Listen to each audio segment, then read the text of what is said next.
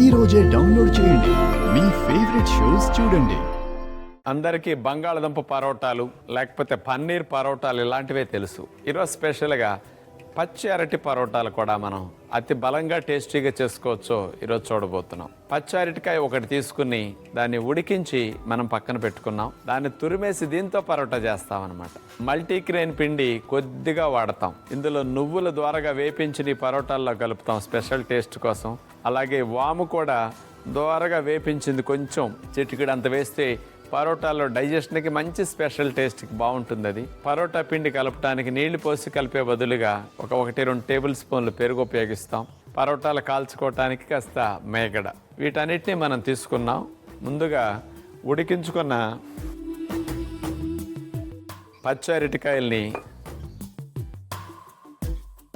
తొక్క ఒలిసేసి ఇలా తొక్క తీసేసిన తర్వాత ఈ అరటికాయని తురమాలి. మనం కూరగాయలన్నింటిలోకెళ్ళి ఎంత బలం అంటే దగ్గర 90 శక్తి. ఇతర కూరగాయలని 20-25 శక్తి మించి ఉండవండి అసలు. ఇది మాత్రం చాలా ఎక్కువ బలం. ఇలా తురుముకున్న పచ్చరటికాయ తురుముకి బేస్ కోసం మల్టీగ్రెయిన్ పిండి 1/2 కప్ తీసుకున్నాం. బౌల్లో ఈ పిండి వేసేసి ఈ అరటికాయ తురుము వేసేసి పిండి కలుపుకోవాలి. ఇప్పుడు మనం కలుపుకోవటానికి 1 స్పూన్ పెరుగు,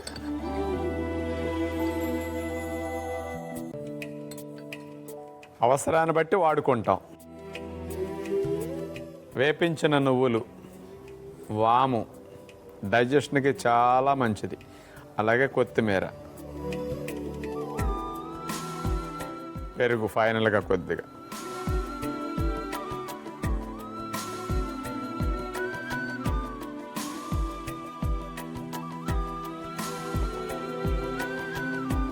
మేగడ రాసేసాం అరిటాకు మీద.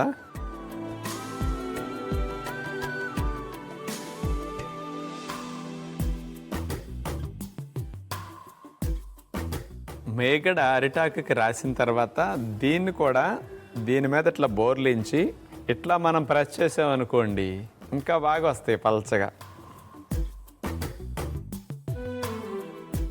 అంటుకోకుండా ఇది ఒక మంచి టెక్నిక్ అన్నమాట. చూద్దాం ఎలా వచ్చిందో.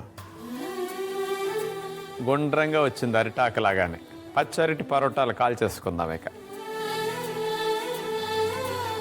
ఈ ఆకుతో పాటు మనం ఇట్లా బోర్లించేసేసి 1/2 మినిట్ వేడెక్కిన తర్వాత అయితే విడిపోకుండా చక్కగా వస్తుంది అన్నమాట. టెక్నిక్ అది.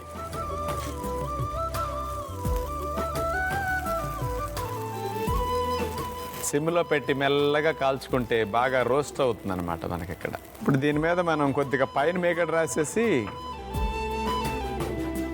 తర్వాత తిరగేసామనుకోండి పరోటా బాగుంటుంది చాలా.